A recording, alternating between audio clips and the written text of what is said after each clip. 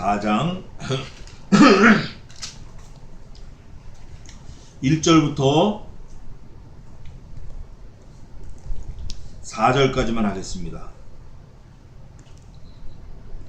이일 후에 내가 보니 하늘에 열린 문이 있는데 내가 들은 바 처음에 내게 말하던 나팔 소리 같은 그 음성이 가로되 이리로 올라오라. 이후에 마땅히 될 일을 내가 네게 보이리라 하시더라. 내가 곧 성령에 감동하였더니 보라, 하늘의 보좌를 베풀었고 그 보좌 위에 앉으신 이가 있는데 앉으신 이의 모양이 벽옥과 홍보석 같고 또 무지개가 있어 보좌에 둘렸는데 그 모양이 녹보석 같더라. 또 보좌에 둘려 24 보좌들이 있고 그 보좌들 위에 24 장로들이 흰 옷을 입고 머리에 금면류관을 쓰고 앉았더라. 아멘. 성경 전체에서 보좌 제일 많이 나온 곳이 여기입니다. 또 보좌에 대해서 되게 디테일하고 세밀하게 기록해 놓은 곳이 여기밖에 없어요. 그런데 이 보좌는 진짜 있는 보좌입니다. 이게 백보좌, 흰 보좌 그러는데 우리가 백보좌 심판 그러잖아요. 19장 가면 있어요. 그게.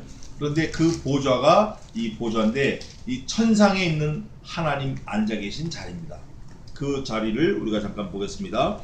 이 일 후에 1절입니다. 여기 이 일은 어떤 일인가? 요한계시록 1장 1절부터 3장 22절까지 있는 모든 일 후에 그 일이 뭐냐면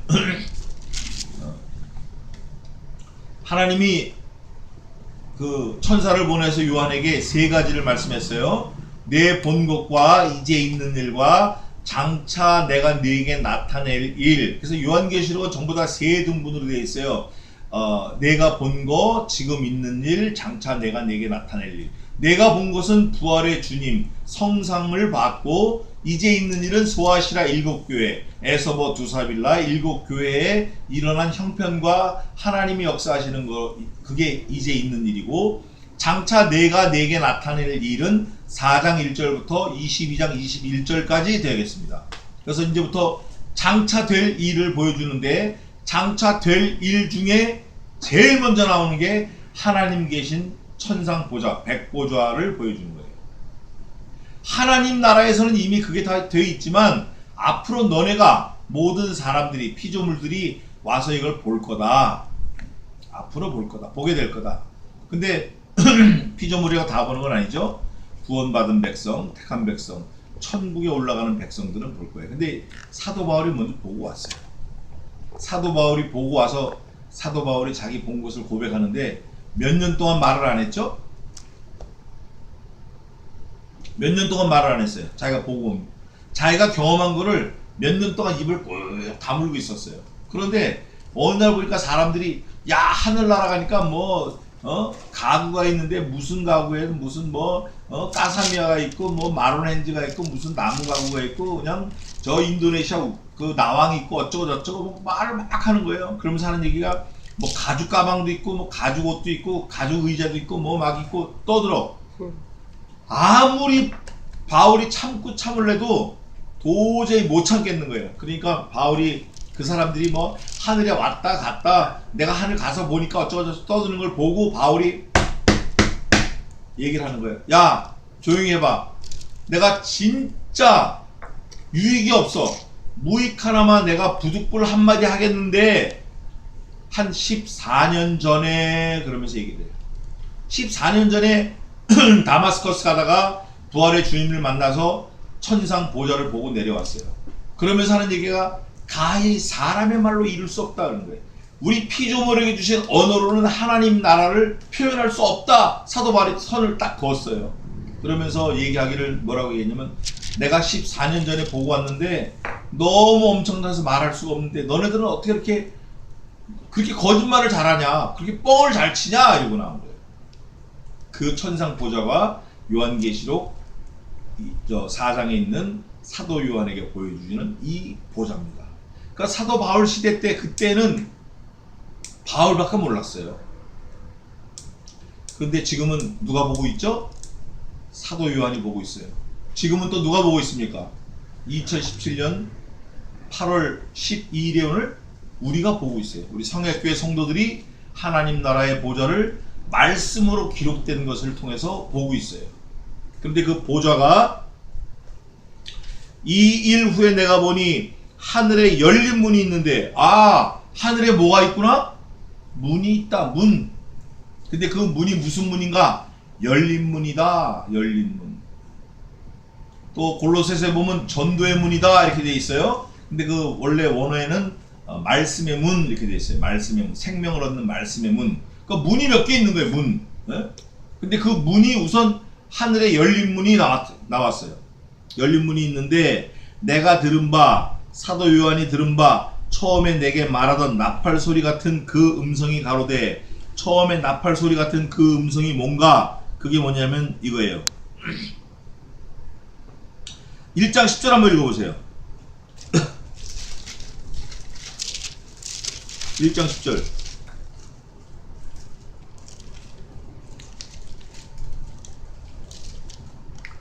주의 날에 내가 성령에 감동하여 내 뒤에서 나는 나팔 소리 같은 큰 음성을 들으니, 나팔 소리 같은 큰 목소리를 들었어요. 목소리를 들었는데 그때는 7교회에 편지를 써서 보내라는 소리고, 그하고 똑같은 소리가 지금 4장 1절에 나왔는데 뭐라고 말씀이 나오죠? 그 음성이 가로되 이리로 올라오라 그러는 거예요. 어떤 엉터리 신학자들은 이 이리로 올라오라 이거를 휴거라고 보는데, 휴거라는 사건으로 성도들이 다 들려 올라가는 그거. 근데 그거 아니에요. 지금 누구에게 말하는 거예요? 사도 요한 한 사람에게만 말하는 거예요. 한 사람에게만 올라와라. 올라올 때는 뭔가 주려고 올라오는 거예요. 계시 수령하러 올라가는 거예요. 올라가서 뭘 보죠? 하나님 보좌를 보고 하나님의 명령을 받아 갖고 내려오는 거예요. 그래서 휴거가 아니라 계시 수령이다. 전 성도들에게 내려진 말씀이 아니라 사도 요한에게만 들려진 말씀이다. 여기 보니까 4장 1절에 이 일 후에 내가 보니 그랬거든요. 우리들이 봤다는 게 아니라 내가 보니. 그래서 이리로 올라오라. 하늘의 열린 문으로 올라오라. 하늘 보좌에 올라오라. 누구에게? 사도 요한에게. 나팔 같은 음성이. 그래서 딱 올라가서 보니까 뭐라고 말한 말씀이 있냐면, 이후에 지금부터 이후에 마땅히 될 일을 내가 네게 보이리라 하시더라. 여기서 말하는 내는 성신 하나님이고, 네는 이 계시를 수령하러 올라간 사도 요한이 되겠습니다. 그러니까 이게 성신 하나님과 사도 요한이 말씀하시는 것을 듣는 그 장면인데, 하늘의 열린 문을 통해서 올라가가지고 무슨 일? 이후에 마땅히 될 일. 4장부터 22장까지는 앞으로 마땅히 될 일, 내가 이제 장차 될 일, 내가 내게 보인다. 그거를 보러 올라간 거예요. 계시를 수령하러 올라간 거예요. 마땅히 될 일을 내가 내게 보이리라. 근데 계시록엔 3군데 이렇게 강조한 말씀 단어가 있는데, 그걸 한번 먼저 보고 넘어가겠습니다. 1장 1절 한번 읽어보세요. 예수 그리스도의 계시라고는 하나님이 그에게 주사 반드시 속히 될 일을 그 종들에게 보이시려고 그 천사를 그 종 요한에게 보내어 지시하는 것이라. 여기는 무슨 일이라고 되어 있죠? 반드시 되고 속히 되고 되는 일. 여기 4장 1절에는 마땅히 될 일. 그죠? 그리고 한 군데 더 보겠습니다. 거의 마지막 장에 보면 22장 6절 한번 읽어보세요. 22장 6절. 또 그가 내게 말하기를 이 말은 신실하고 참되리라. 주 곧 선지자들의 영의 하나님이 그의 종들에게 결코 속히 될 일을 보이시어 꼭 그의 천사를 보내실 거다. 여기는 무슨 일이에요? 결코 되고 속히 되고 되는 일. 결코 속히 될 일, 마땅히 될 일, 반드시 속히 될 일. 이 성경에 보면 이 일에 대해서 이렇게 표현한 게 여기 계시록에 3군데밖에 없어요. 계시록에도 3군데 있다. 그러니까 이거는 돼도 되고 안 돼도 되고 무슨 문제가 있으면 이렇게 됐다가 문제가 해결되면 안 됐다가 이런 게 아니라 하나님이 결심하셨다 그거예요.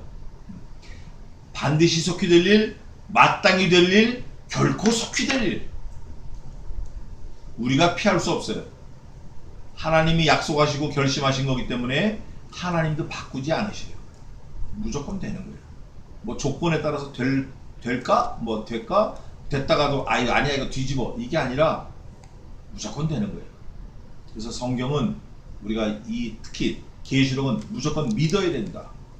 반드시 된다. 속히 된다. 결코 속히 된다. 하나님이 이렇게 기록해 주시면서 하나님 스스로 자꾸 결심하시는 거예요.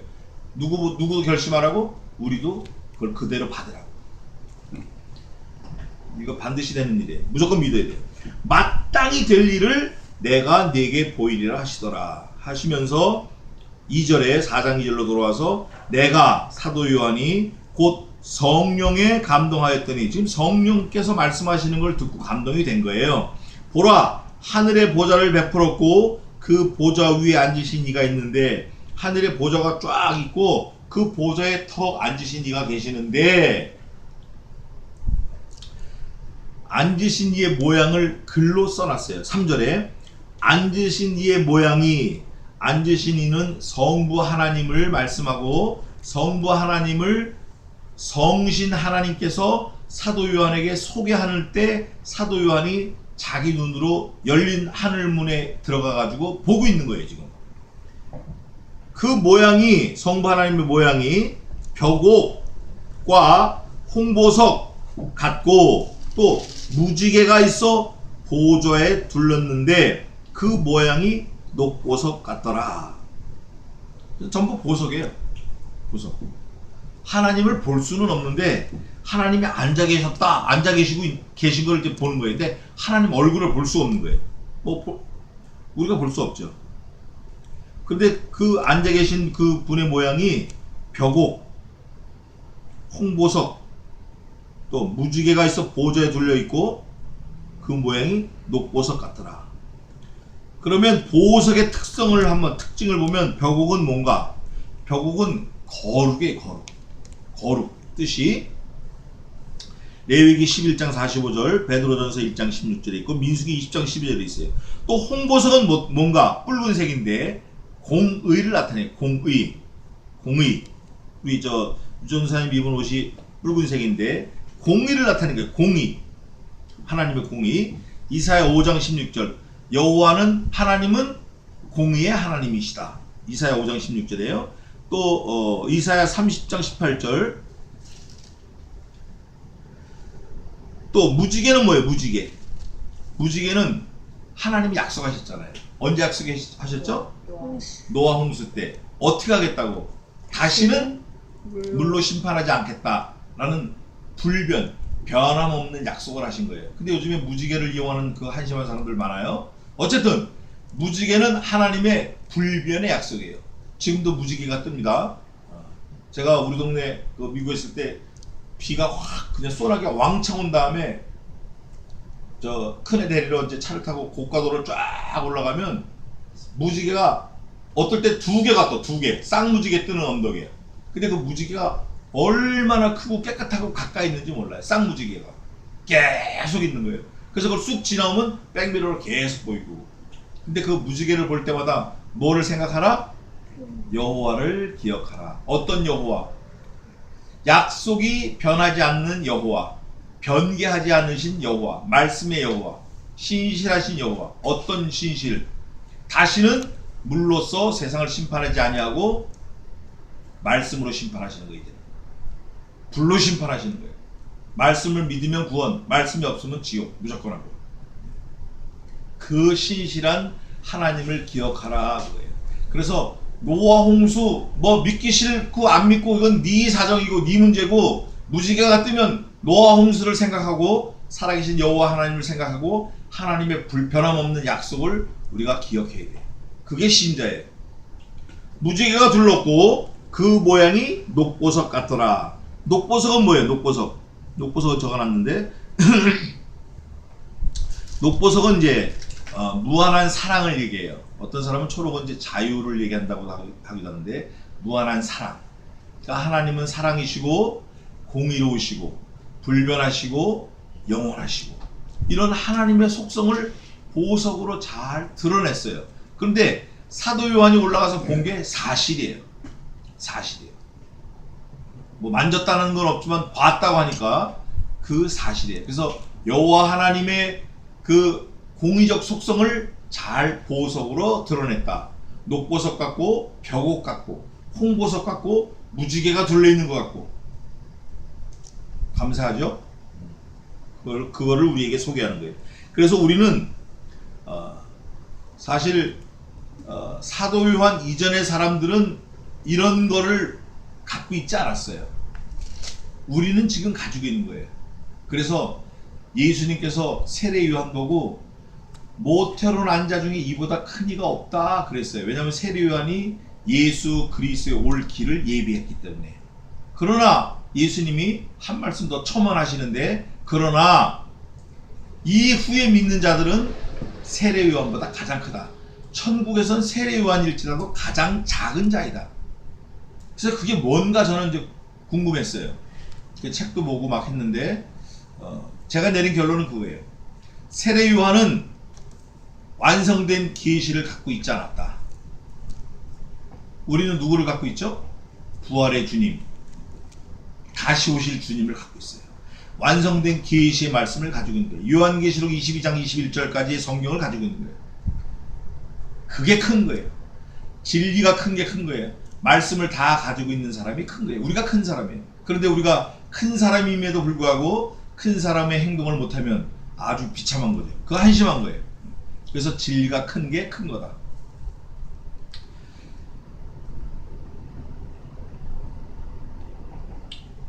녹보석 같더라. 또 보좌에 둘려 24 보좌들이 있고 하나님 보좌가 있는 그 주변에 삥 둘러서 보좌가 또 있어. 24개가 있고 그 보좌들 위에 24 장로들이 장로들이 또 24명 있네. 흰 옷을 입고 머리에 금면류관을 쓰고 앉았더라. 이 24 장로들은 하나님 앞에서 영원토록 하나님을 보고 있는 거예요. 몇 명이? 24명이. 옷은 뭘 입었죠? 흰 옷을 입었어요. 머리에 뭘 썼어요? 금면류관을 썼어요. 그 사람들이 앉은 자리도 보좌예요. 24 보좌, 24개 보좌. 장로의 상급인데 이게 장로의 상급은 여기 본문에 있는 대로 첫째는 보좌, 두 번째는 흰옷, 세 번째는 금면류관. 자, 그러면 이 금면류관, 금의 특징은 이제 믿음을 말하는데 이분들이 보좌에 있고 흰옷을 입고 금면류관을 얻었다. 그럼 성도인 나, 신자들은 이게 없을까요? 신자들, 성도들도 있습니다. 성도들도 있어요. 성도들도 있는데 우선 옷을 보겠습니다. 그 옷만 보고 넘어갈게요. 오늘은 요한계시록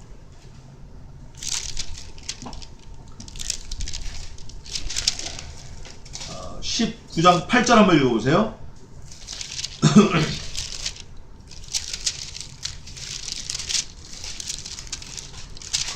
그에게 허락하사 빛나고 깨끗한 세마포를 입게 하셨은즉 이 세마포는 성도들의 옳은 행실이다. 아멘. 이건 속옷이에요.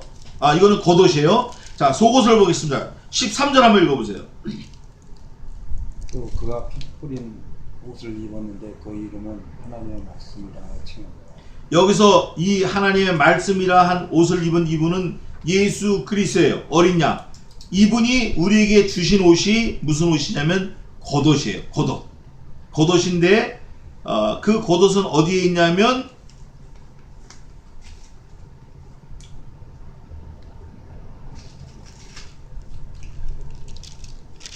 성도들의 옳은 행실, 속옷은 이제 구원의 옷인데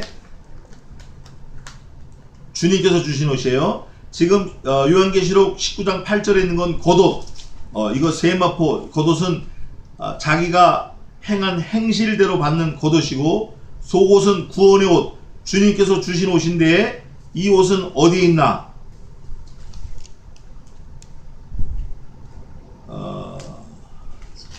네? 3장 18절에 희도 닮은 3장. 18절에 흰옷을 사셨. 아, 그거는 이제 그렇죠. 그거는 이제 우리가 입어야 될 옷이고, 근데 결정적으로 딱 옷이 나와 있는 게 있어요. 결정적으로. 그 이제 그 소아시아 7교회에 있을 때 라오디게아 교인들에게 너희가 벌거벗은 것을 알지 못하냐? 흰옷을 사서 입어라 그랬는데, 구원의 옷. 계시록 7장 9절에도 있고, 자, 7장 9절 한번 읽어보세요. 내 이후에 내가 보니 각 나라와 족속과 백성과 방언에서 아무라도 눈이 셀 수 없는 큰 무리가 흰옷을 입고 손에 종려가지를 들고 보좌과 어린 양 앞에 서서 아멘. 흰 옷을 입었어요. 이 성도들이 입은 옷이 흰 옷이에요. 이 옷이 구원의 옷, 의의 옷이에요. 또 흰 옷을 또 소개할 텐데,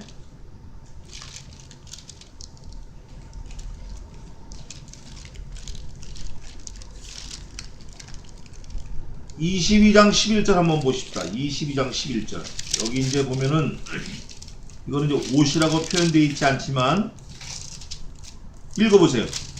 불의를 하는 자는 그대로 불의를 하고 더러운 자는 그대로 더럽고 의로운 자는 그대로 의를 행하고 거룩한 자는 그대로 거룩되게 하고. 아멘. 그대로가 4번 나와 있는데 이게 어디에 연결되어 있냐면 14절에 연결되어 있습니다. 14절 한번 읽어보세요. 22장 14절. 그 두루마기를 빠는 자들은 복이 있으니 이는 저희가 생명나무에 나와 은들을 통하여 성에 들어가 그 인세를 얻으려 합니다. 그 두루마기를 빤다 그래요. 그 두루마기를 거룩하게 빨고 깨끗하게 빨고 그대로 빨고 그대로 그게 성도들의 겉옷이에요. 두루마기, 흰옷, 의의 옷, 구원의 옷, 이렇게 되겠습니다. 그래서 성도들은 옷을 두 벌 입어요. 속옷과 겉옷. 속옷은 예수님이 주신 옷이라, 속옷은 성도들의 옳은 행실이라 좀 뭐 다를 수 있어요. 그런데 구원의 옷, 겉옷, 예수님이 주신 옷은 다 똑같아요. 누구라도 똑같아. 왜냐하면 주님이 주신 옷이기 때문에 디자인, 뭐 크기, 뭐 다 똑같아. 그래서 겉으로 드러나는 우리 모든 의인들의 옷은 하나님 보시기에 다 동일한 거예요. 누구는 뭐 믿고 누구는 짧고 이게 아니라 하나님 보시기엔 다 아름답고 다 내 아들 죽여서 살린 아주 귀한 생명들이에요. 그래서 성경에 딱 나와 있지는 않지만 한 생명이 천하보다도 귀하다라는 그 반증이 바로 이거예요. 예수 그리스도께서 죽으시면서 누구를 살리셨죠? 나를 살리셨어요. 그렇기 때문에 내 생명이 천하보다 귀한 거예요. 그래서 오늘은 여기 4절까지 하는데, 흰 옷을 입었다. 머리에 금면류관을 쓰고 앉았다. 보호자에 앉았다. 우리 성도들도 머리에 금면류관이 있습니다. 그래서 찬송도 있죠. 금면류관을 들여서 만유의 주 삼세